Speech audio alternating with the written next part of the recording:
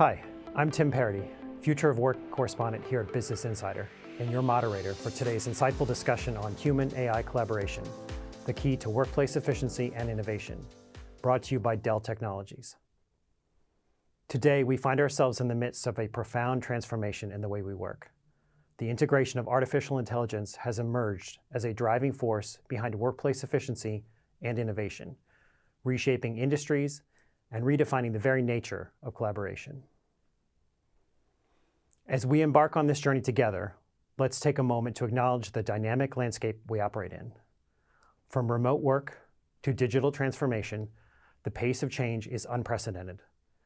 And in this rapidly evolving environment, the need for human-AI collaboration has never been more crucial. Business Insider is committed to fostering dialogue and exploring the strategies that will shape the future of work. Through our panel discussion today, we aim to uncover the untapped potential of human-AI synergy and its transformative impact on workplace dynamics. Behind every innovation lies a story of perseverance, adaptability, and ingenuity. Today, we are privileged to have a distinguished panel of experts and thought leaders with us, each bringing a unique perspective to the table. First, joining us is Matt Baker, Senior Vice President of AI Enablement at Dell Technologies. With his wealth of experience in leveraging AI to drive business outcomes, Matt provides invaluable insights into successfully integrating AI technologies into existing workflows. Next, we have Dr. Maziar Edamati, Medical Director of Advanced Technologies at Northwestern Medicine. Dr. Edamati's expertise lies at the intersection of healthcare and AI, where he pioneers groundbreaking innovations that revolutionize patient care and medical research. And finally, we welcome Peter Miskovich, Global Future of Work Leader and Executive Managing Director at JLL.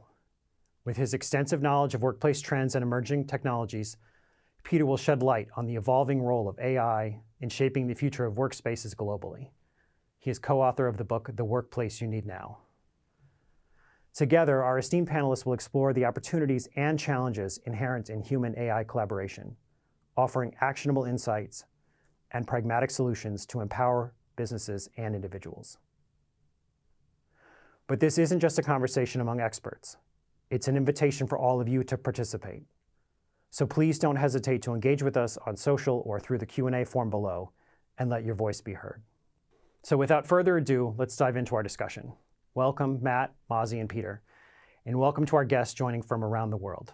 Let's talk about the human-machine partnership. To help our audience better understand you and your expertise, can you share an example of where AI is making its way into the workplace? Mazi, maybe we'll start with you. Sure. Thanks so much for having me. So I'm pleased to say that we've been building and deploying AI solutions within our hospital system for several years now. Starting from simple AI tools that can analyze free text and find things that we need to follow up on, to more recently, we've built a completely in-house AI assistant for our radiologists that's considerably increasing their productivity and giving them a better quality of life while helping them catch critical findings for patients. That's fascinating. Peter, any examples you can share?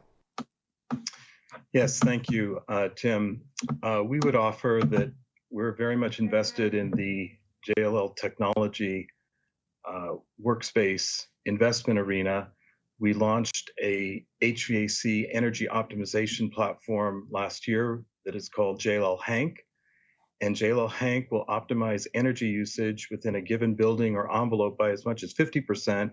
And reduce energy costs and energy maintenance and services costs by as much as 80%.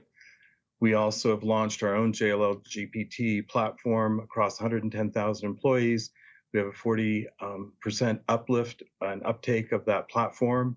And we're applying Gen AI across our entire real estate services platform to enable greater workplace efficiency, workplace services management and effectiveness, and to help our clients reduce costs. We oversee close to 7 billion square feet around the world. So we see Gen AI as a tremendous enablement tool to help our clients achieve better outcomes, business outcomes, and real estate related outcomes.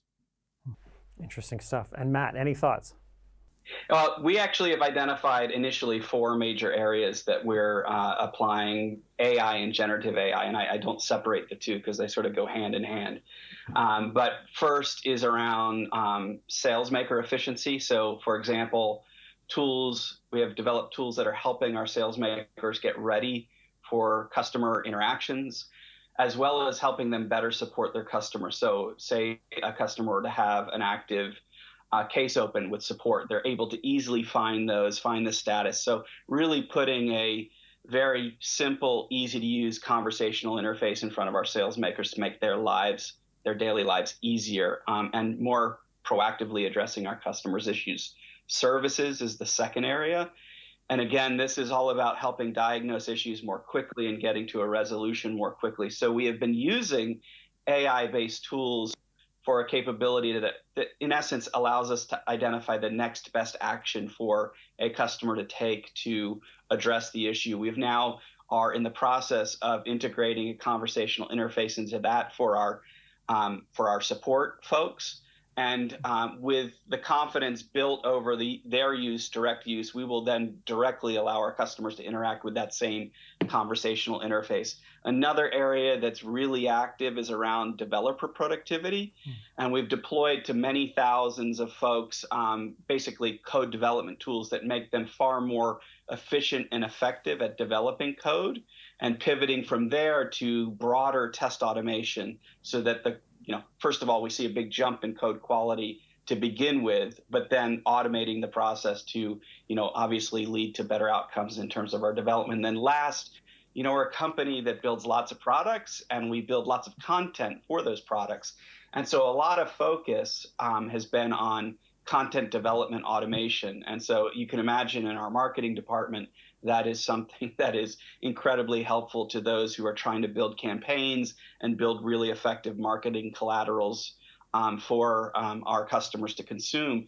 But if you can imagine, these don't all stand alone. The content use case is actually also very appropriate for the sales maker who wants to put together a bespoke presentation for a specific customer. So those are the 4 initial big hot spots that we are applying the technology, and we're moving from there on to a number of other areas. And so it's very exciting what we're doing. All of it is not yet deployed to, say, all the developers, but many thousands of developers, and we're seeing excellent results. That does sound exciting. Thanks, all of you. We've seen prior technological advances boost our productivity, yet also create headaches. I'm thinking of something like email. Many of us are drowning in electronic communications. I'm wondering how AI could differ or be the same when it comes to contributing to digital overload. How might it help make work better for people? Peter, what thoughts do you have? Yeah, it's an excellent question, Tim. I would like my AI-enabled digital twin to take on about 70% of my email, attend 50% of my meetings, and, if possible, reduce my cognitive workload, by a significant amount.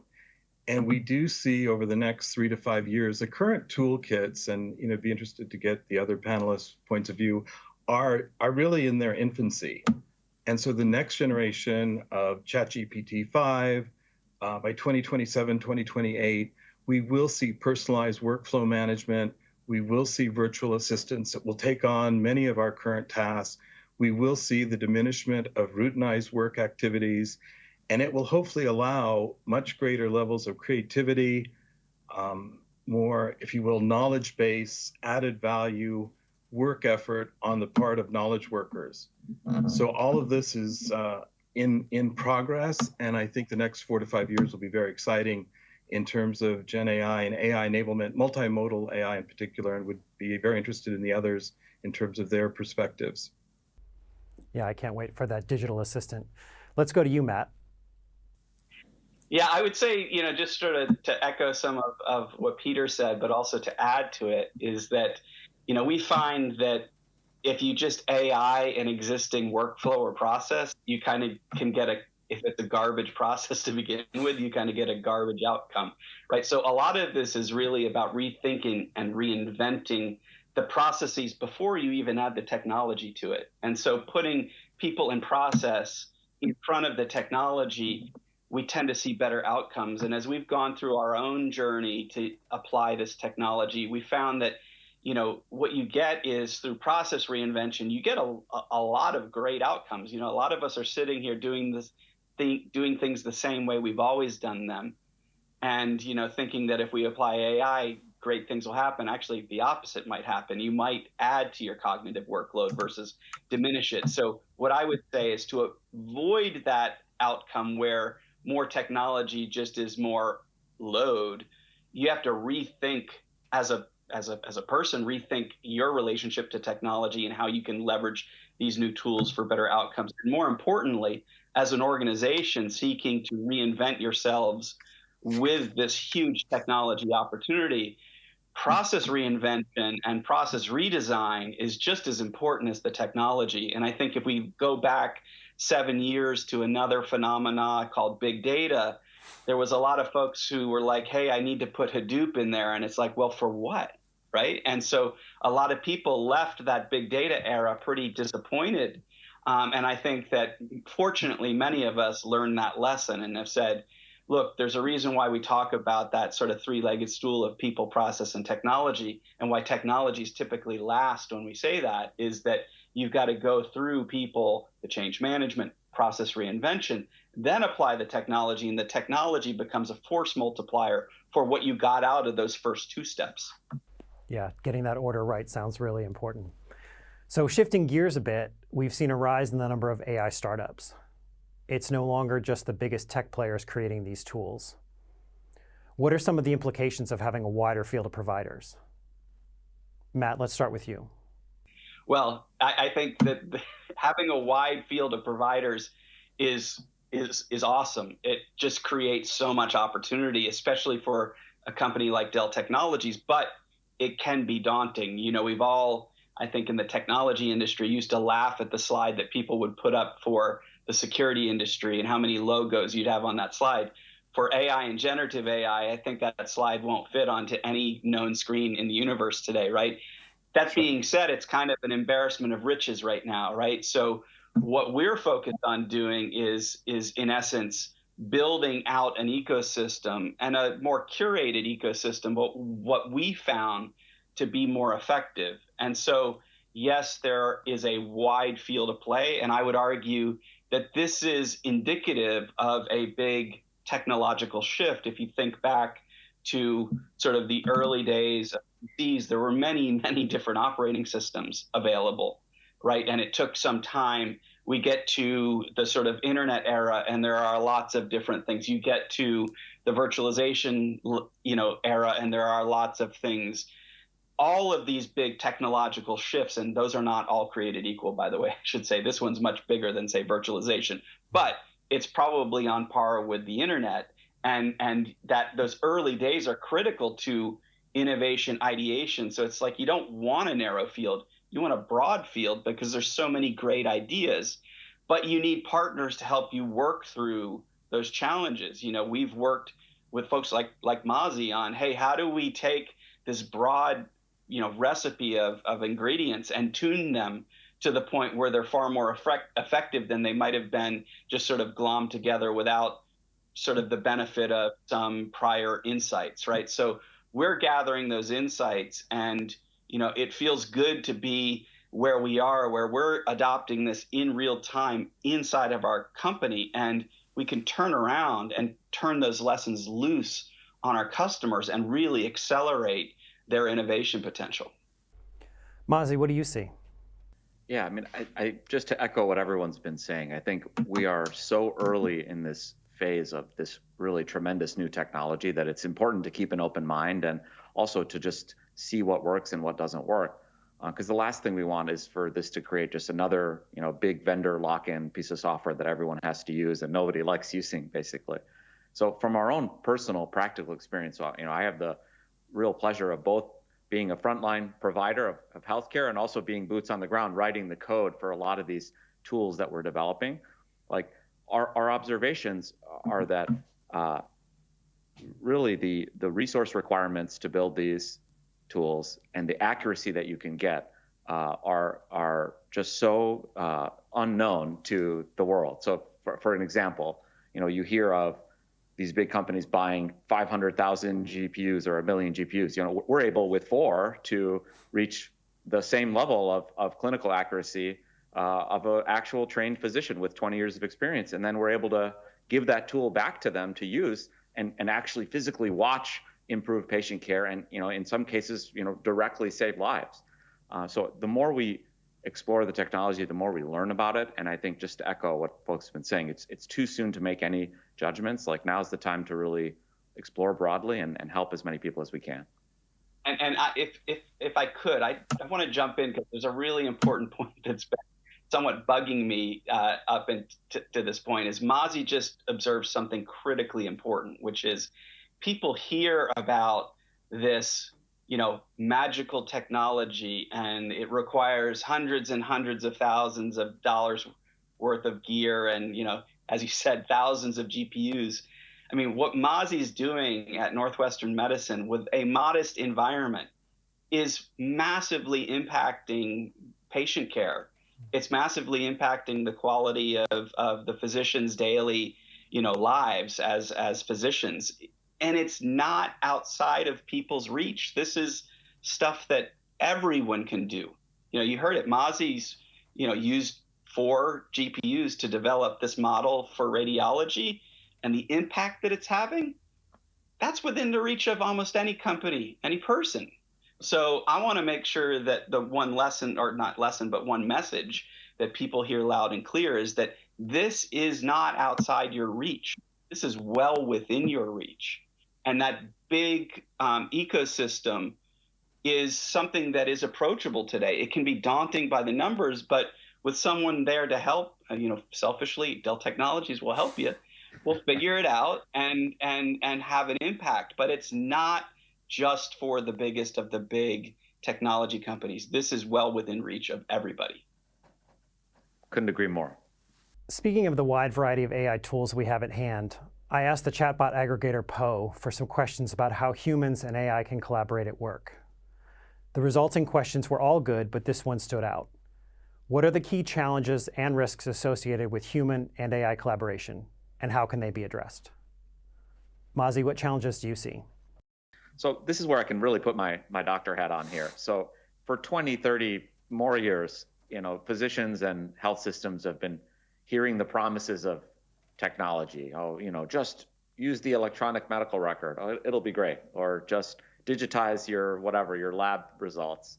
And we all know, as patients and as a provider, like, when you go to the doctor's office, they're just spending all of the time in front of the computer now. Like, is that higher quality care? Like, did it really help that we have all this stuff digitized? Like, you bring your records and they're like, oh, that's a different system, I can't look at it. I mean, it's a nightmare. Like, I would be the first to admit it's not pleasant.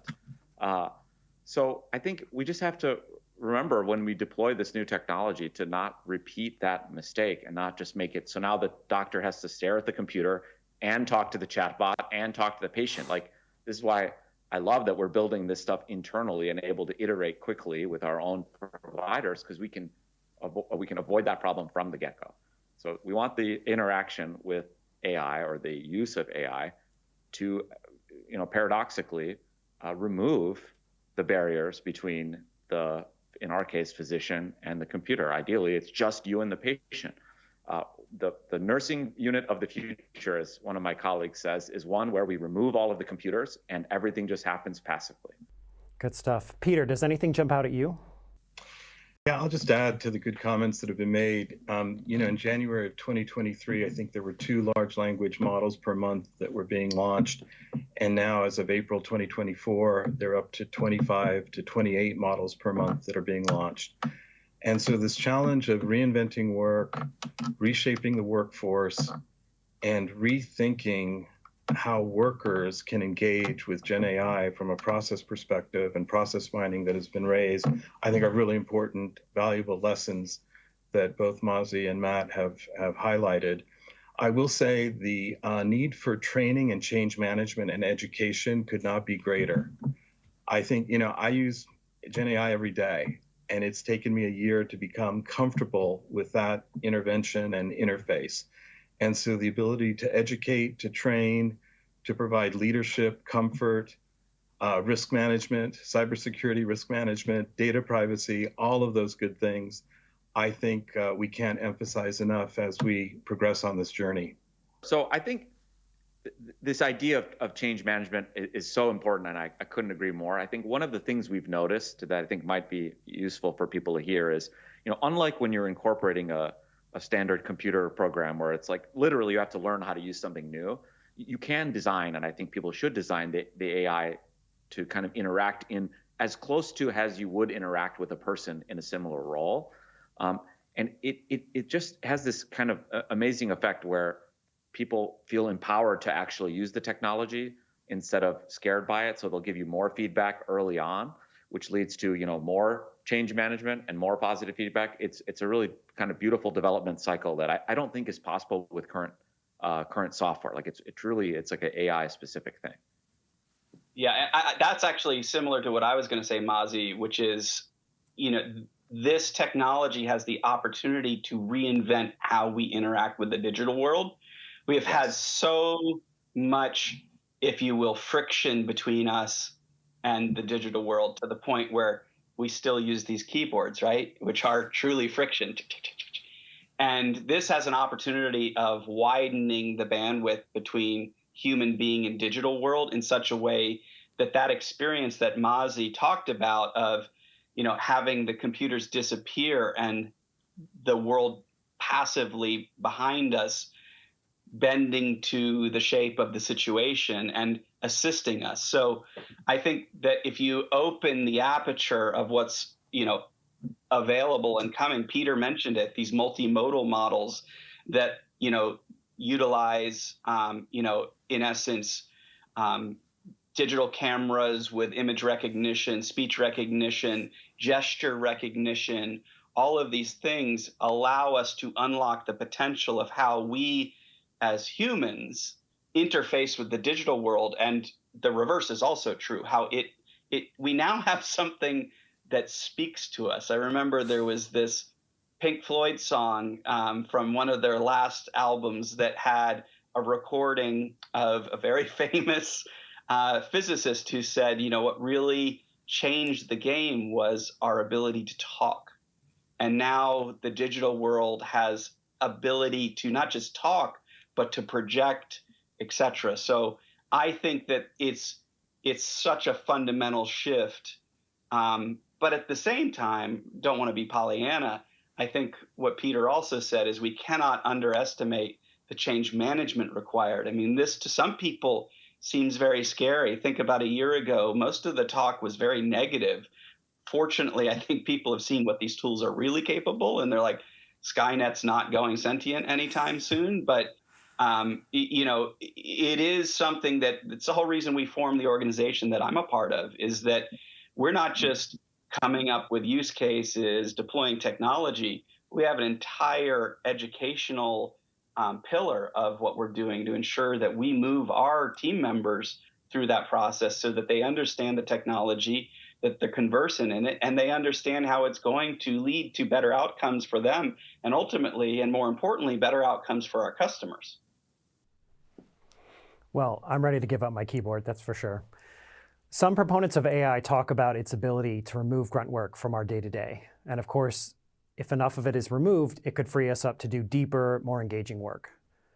Yet there are also worries about whether we'll see widespread job losses as a result of AI. What's your take on how this will play out?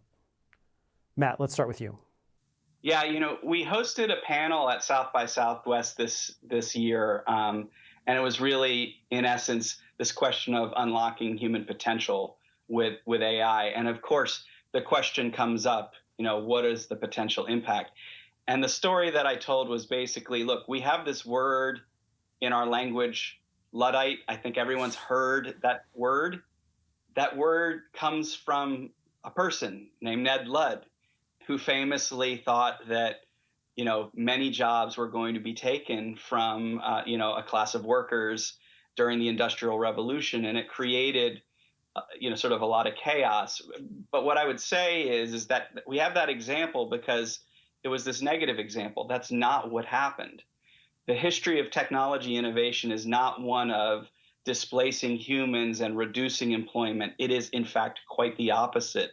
It is of improving the human condition, broadening the economy, and improving our lives overall. So, I mean, think about it. Since the Industrial Revolution to today, how far have we come as a society? How far has our daily condition improved through time?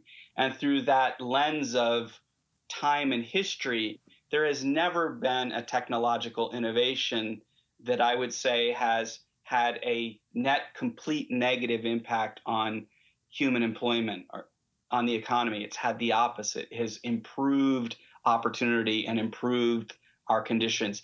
I don't see why this technology inflection is going to be any different. In fact, I think it's going to turbocharge the improvements across society. Yes, there are things we need to watch for. And in the short term, there will be disruptions, dislocations, etc.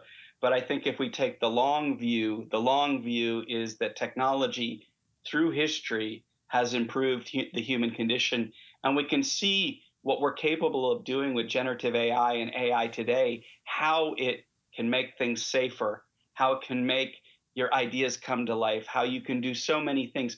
We can see it having a positive impact. We just need to, sort of be technological optimists like I am and like many people at Dell are, that yes, indeed, like all of the other technological innovations we've seen over the last many hundreds of years, the net effect has been to elevate our condition and improve our condition markedly versus the opposite. And Peter, how do you see the issue of jobs as it relates to AI? I would agree with Matt's comments for the most part. I'll cite the World Economic Forum jobs report from 2023, that highlighted, I believe, 85 million jobs out of a universe of 673 million that were surveyed as being lost, 70 million new jobs being gained by 2028. So that's a negative 15 million of job loss. But what's fascinating, if we look past 2027, 2028, there are predictions that we could have 2 times, 3 times, even 4 times the employment demand for new job growth as a result of Gen AI and AI ethicists, AI translators, AI mediators, AI co-creatives, AI legal and compliance experts. I think the list of new job growth for AI is really significant per Matt's good points. And I think we'll have to transition through this period of disruption. And this is where upskilling, training, and a reshaping of the workforce, and all of us will need to upskill in leadership positions in every, I'm reskilling myself every 3 months, just Gen AI alone. And I think it's sort of the new world of continuous learning. And I know you folks at Dell, and from what Mazi is describing, I think those will be, our new normal in terms of continuous learning and upskilling and uplift of our talent.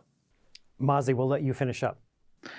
I mean, healthcare is unique in that, we've been short-staffed and undersupplied and overworked for so long. I mean, none of us can remember a time when it was a normal, to work 8 hours a day. Wow, what a concept. So I think we're all like, please take my job.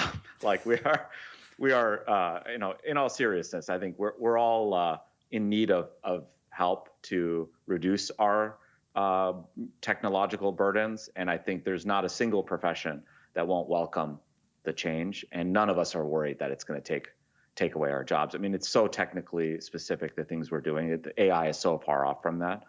But who wants to fill out a document for 20 minutes at the end of the day when the computer can do it in 2? I think we're all for it. Yeah, anything to cut down that workload. When I think about an innovation like social media, it's brought a lot of joy to the world, but also a lot of harm. How do we prevent a repeat of this with AI? Let's start with you, Peter. Yeah, I think it's an excellent question. And I was part of early social media piloting at MIT in 2001, 2003, actually.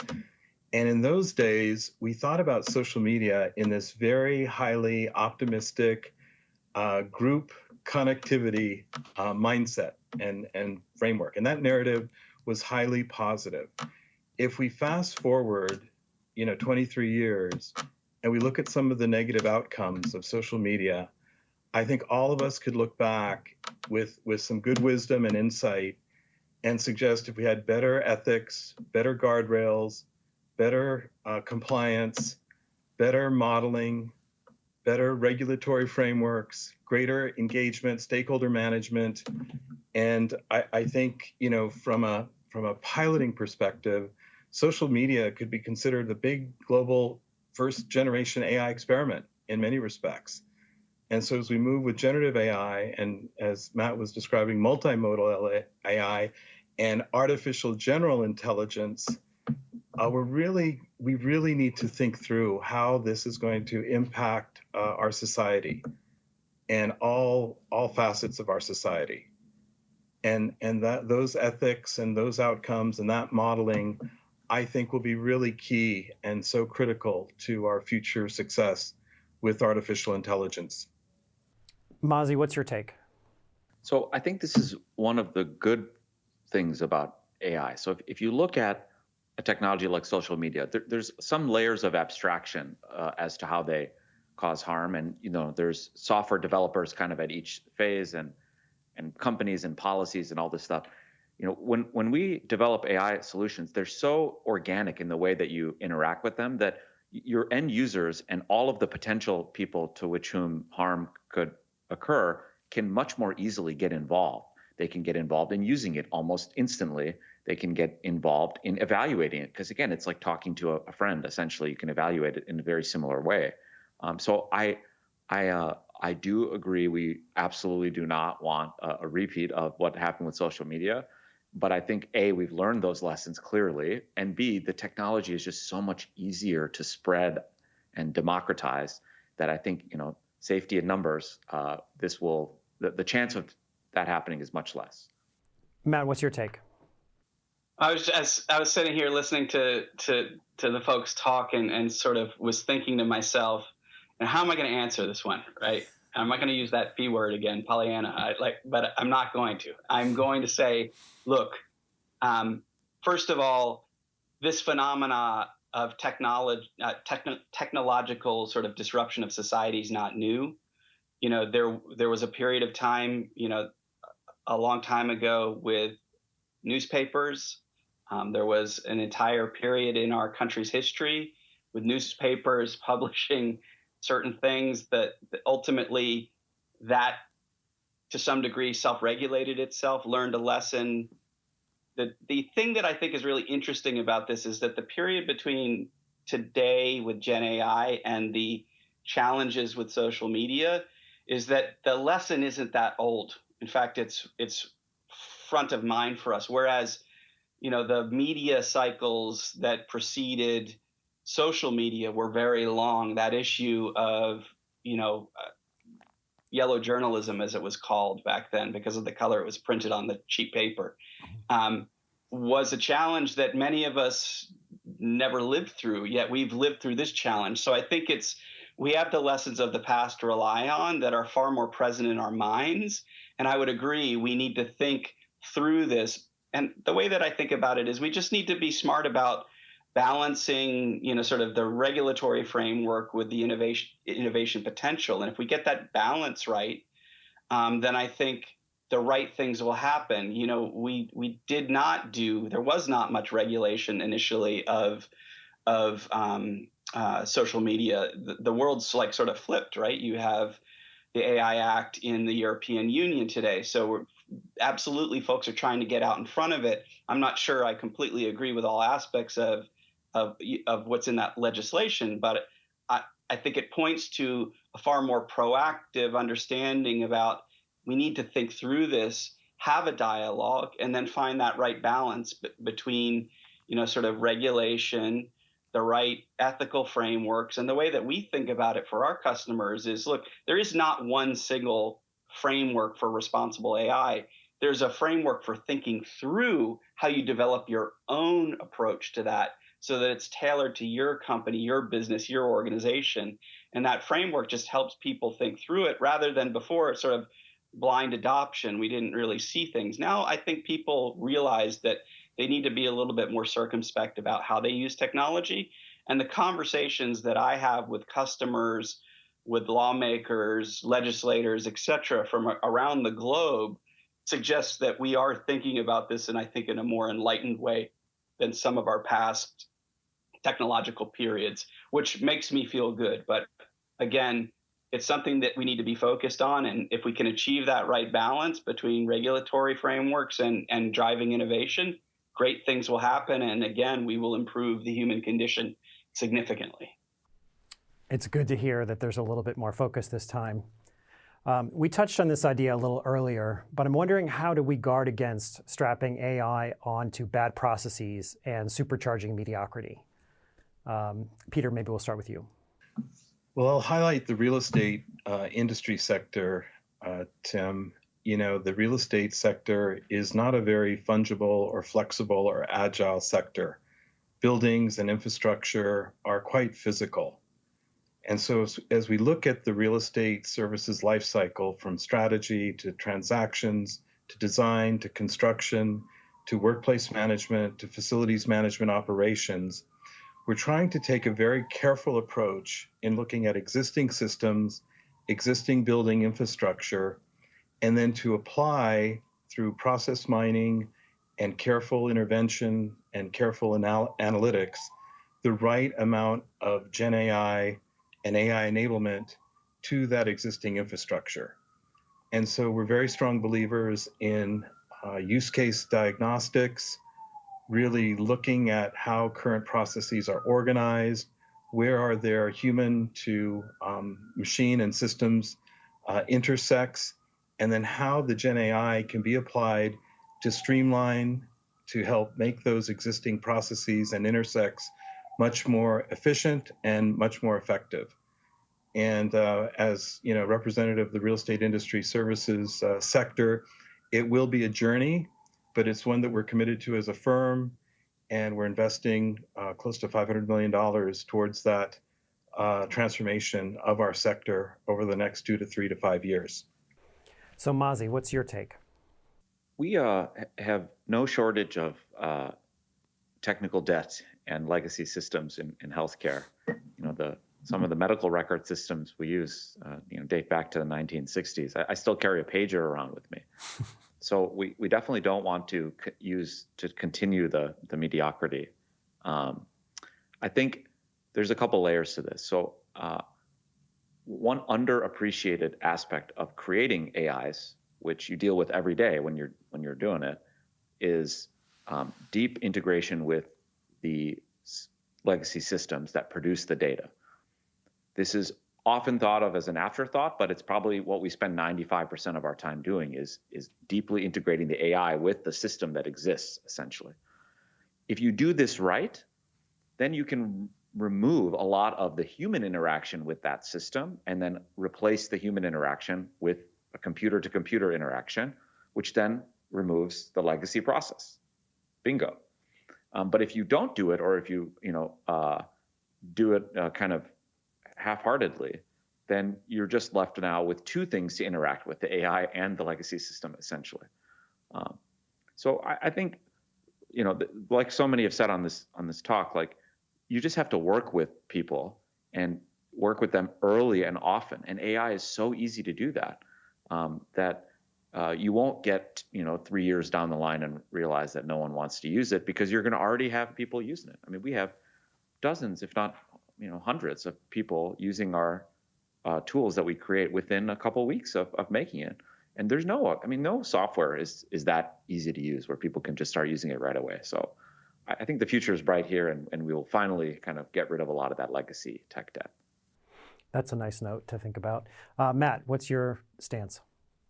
Well, I think sort of earlier I touched on this, is that we're living this live now. And if you look at our approach, the step number one was not to say, hey, how do we apply this technology into those 4 categories that I highlighted? But instead, we went through a very detailed diagnostic that said, how does this work get done today? Where are the challenges? Where are the roadblocks? Where are the issues that the community that we're trying to, improve their day-to-day job, where do they find the most friction? Where's the most trouble? Where are our customers less happy?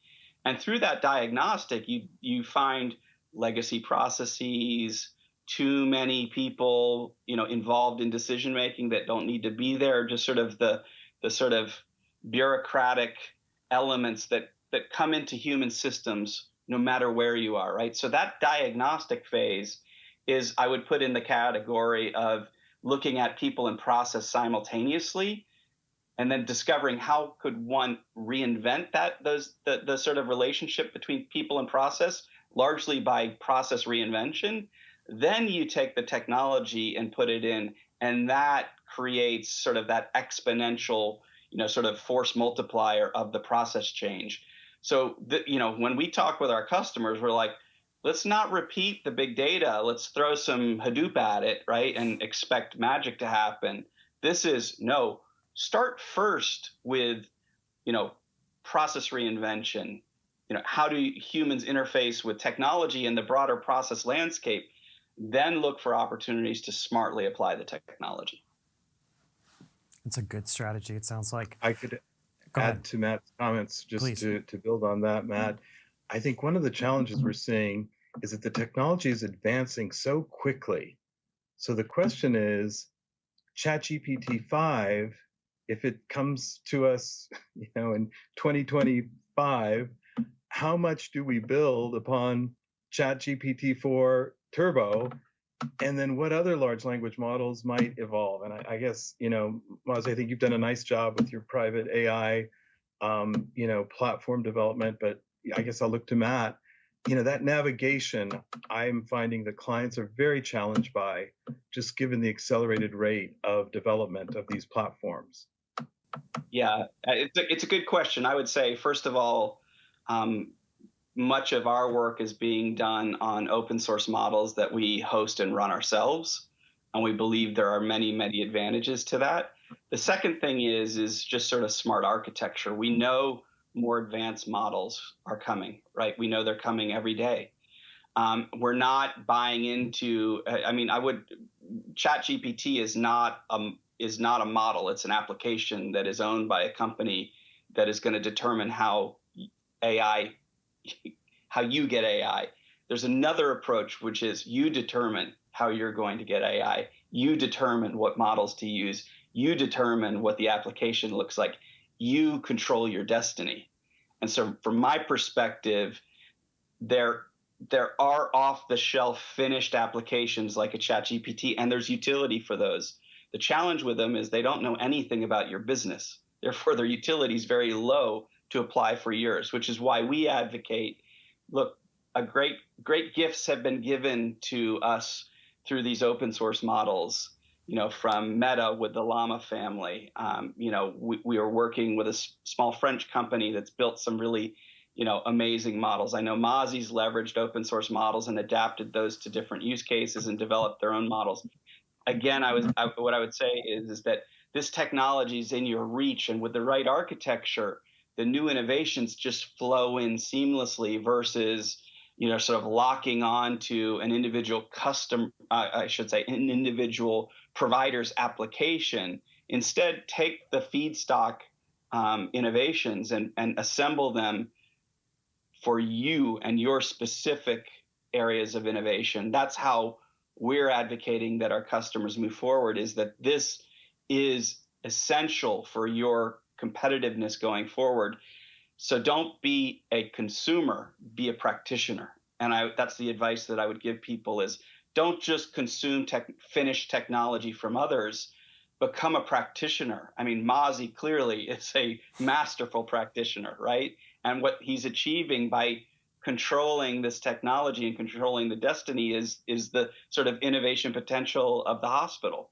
So that would be my feedback is I wouldn't be waiting. I would actually be diving headfirst in to not be a consumer of technology, but be an innovator with technology, be a practitioner of data science, and really get in there and understand it, because it's how you're going to compete as a company or improve your citizens' lives by, embedding it into what we do as a society. So that's my take is this is not one of those just sit back passively and consume. This is dive in and really control your destiny.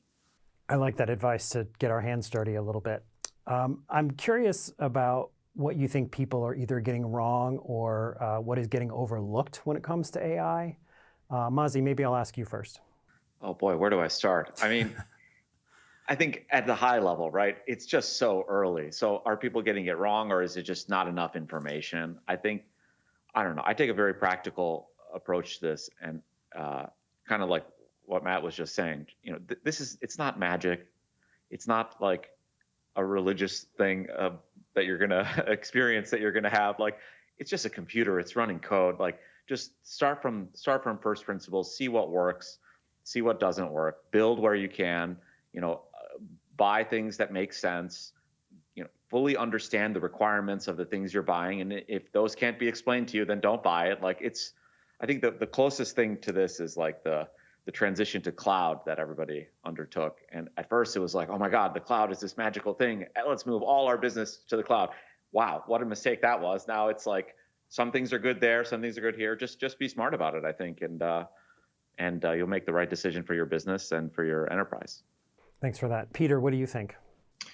Yeah, I don't know if it's getting wrong, but I'll just highlight a major challenge, and it's the people challenge in terms of training, education. I have client executives who are completely baffled by the challenges of Gen AI, and they're leading huge organizations. And so leadership education, education of the employees and the workforce, the reshaping of the workforce, finding the talent, finding the people who are capable to do everything that Matt and Mazi and we've been discussing today, and then enabling that talent to become high performing. So I think the people issues, the change management challenges, the education, the executive leadership strategy, the board level oversight, cybersecurity risk, data risk, governance, stakeholder management. I mean, I go down all the people, checklist, and it's a considerable checklist that I think the technology is advancing really rapidly, but at a societal level, at the people level, are we able to keep up? And how do we help people adapt, I guess, would be my question and challenge for this panel. I sort of pick it apart. The thing that I would say is what we got wrong initially, I think, as a society, maybe certainly as an industry, was this pretty negative, like the sky is falling, that AI is here to, take over. And those of us who sort of understood the technology, sort of like, that's preposterous. We're very far away from AGI, very, very, very far away from AGI. So I think there was a little bit of fear mongering. I won't get into the whys, but I think that really got us off on the bad foot. And I think we've gotten past that to some degree, as people have been like, oh, I see what this can and cannot do. So I think we got that wrong, but I think we're kind of recovering from that and getting on more to, hey, what's the potential of it? But I think Peter's point is spot on, which is this is so new, so different. I mentioned earlier on, I sort of was rattling off these different eras that we went through, and the one that I lived in my sort of career life after college was the internet phenomena. And just think about how it completely refactored business. We went from nothing but brick and mortar and maybe a giant thick catalog that an old company from Chicago used to send out, to where we are today. And what had to happen that whole cycle, we're going to go through that cycle. This is not a 1 year, 2 year, 3 year. This is a decade, 2-decade transition we're going to go through. So I think, you sort of just have to be pragmatic. I think that was what Mazi said, is just sort of being pragmatic about it. Don't feel like you're in a foot race with others. Run your own race. Understand how it best applies, but understand it is a race, right? So get started, get in there, and understand it's going to have an impact across that full stack of people, process, technology. And it's not just the people in the process, but it's like the industry. Like, it's going to refactor things. So just eyes wide open, pragmatic, start your own race, run your own race, get moving, and leverage the technology to make things better, and focus on how it will make things better. If we focus a little too much on, sort of the challenge is we might find ourselves sort of frozen. Don't freeze up. Let's be eyes wide open, but also running our race. Good advice. Try to squeeze in one more question here. AI can help us solve the blank screen problem. We can ask a chatbot for some ideas on how to tackle a problem. How might getting a helping hand from the start affect how we innovate? Peter, I'll go to you. Well, it's interesting, if we think about the next evolution of Gen AI and multimodal AI, and this condition that there's been a lot of concern around hallucinations, right? But actually, with advanced artificial general intelligence, advanced generative AI, we actually may start seeing co-creation with the technology. And then I'll just add, I've been involved in virtual reality, mixed reality. We're now in the metaverse winter. I don't know, it's the second or third one I've lived through. But anyway, I think we'll see this combinatorial convergence around virtual reality, immersive spatial computing, Gen AI, AGI, multimodal AI, quantum computing. By 2035, we could be creating and co-creating and innovating with technologies in a way that is really beyond our comprehension today. So I think the opportunity is still very embryonic in 2024, and it will mature. And I guess, and I would agree with Matt, I'm much more of a techno-optimist than a pessimist. So I think the optimist in me would say the co-creation and innovation upside will be significant.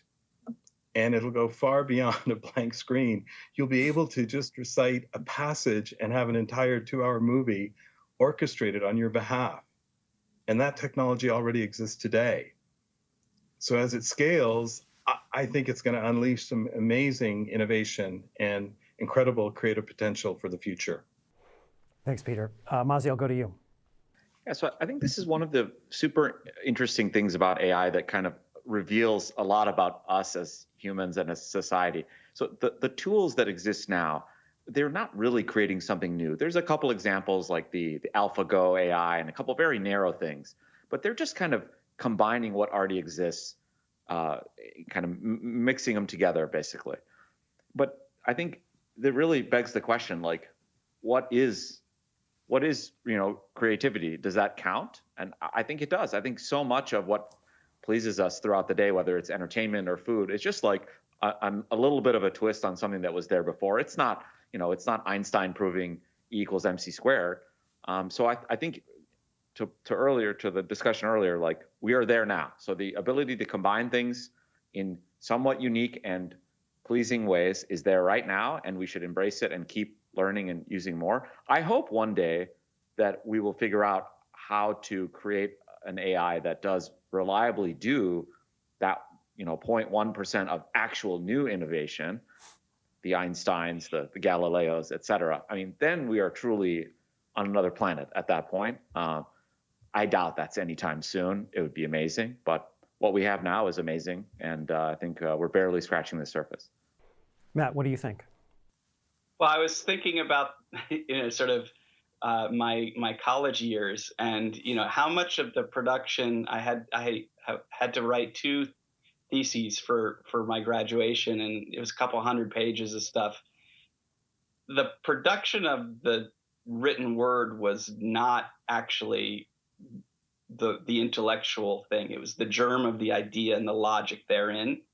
So to me, I would say what Peter just said was the germ of the idea is the essence. What it becomes, the production of, in my case, the production of typed and written words, is not the intellectual challenge. The intellectual challenge is the logic. The AI today will generate text to blow out that germ of an idea and help you develop it. So to me, I think that's what we already see. The germ of the idea is that, that 1/10 of 1% that Mazi just highlighted, right? The germ of the idea is what makes us innately human. The production of it that goes around it is really just bringing it to life in some way. And so the way that I think about it, that blank sheet problem, or the production of the media, the text, the moving pictures, whatever, it just allows us to unlock more ideas and bring more of those ideas to fruition. So I look at it that way, as sort of taking away the grunt work of producing your vision. Everyone, all of us, have a vision for what they want to see happen, and sit there at times going, I can't make it happen. Imagine a world where it's made to happen seamlessly and easily. That's what we're starting to see, just starting to see. And so that's why I think it has the power to unlock our potential, for sure. As we embark on this exploration of human AI collaboration, I invite our audience to open their minds, challenge assumptions, and embrace the possibilities that lie ahead as we unlock the full potential of this transformative partnership and pave the way for a future where humans and AI thrive in harmony. I'd like to thank my guests, Matt, Mazi, and Peter, for sharing your insights. And thank you to our presenting partner, Dell Technologies. And to our audience, thank you for joining.